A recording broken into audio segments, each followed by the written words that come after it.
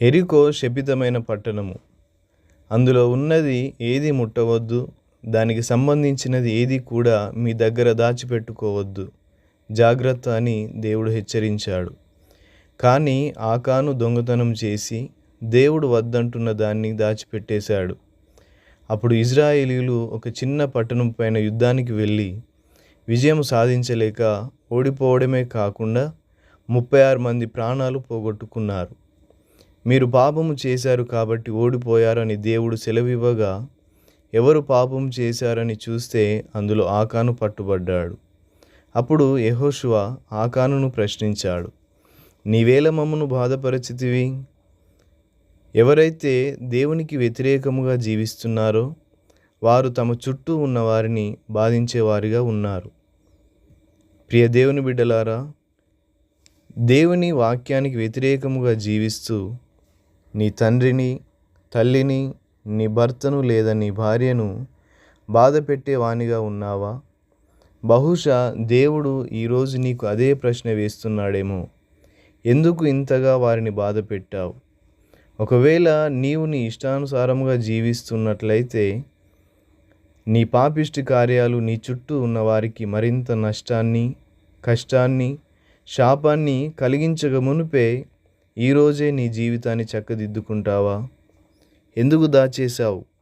ఆకాను దాచినది బంగారము. అది దేవుని సన్నిధికి తీసుకొని రావాల్సినది, కానీ దేవునికి చెందినది తన గుడారములో దాచి శాపాన్ని కొని తెచ్చుకున్నాడు.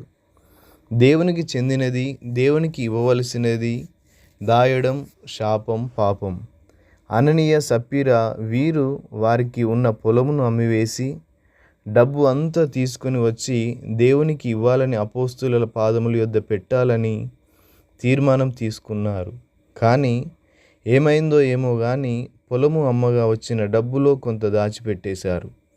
అననీయ, మీరు పొలాన్ని ఇంతకే అమ్మారా అని పేతురు అడిగితే అననీయ ఏమాత్రం ఆలోచించకుండా అవును, ఇంతకే అమ్మాం అని అబద్ధం చెప్పాడు.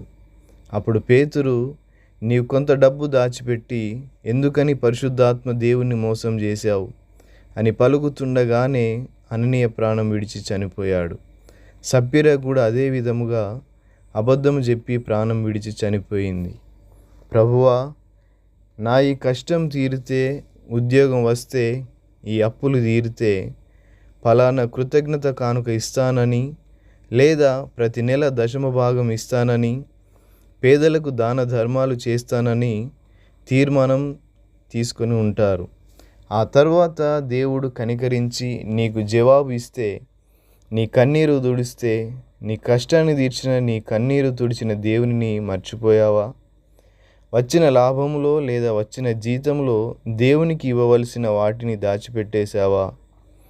చివరిగా మిగిలిన చిల్లర తీసుకొని వచ్చి దేవుని సన్నిధిలో విసిరి వెళ్ళే వానిగా ఉన్నావా?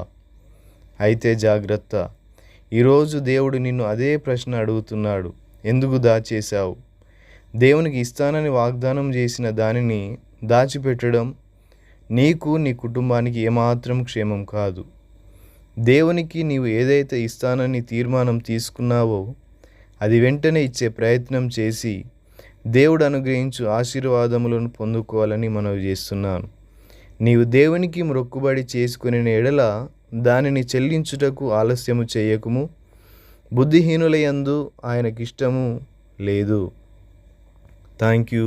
God bless you.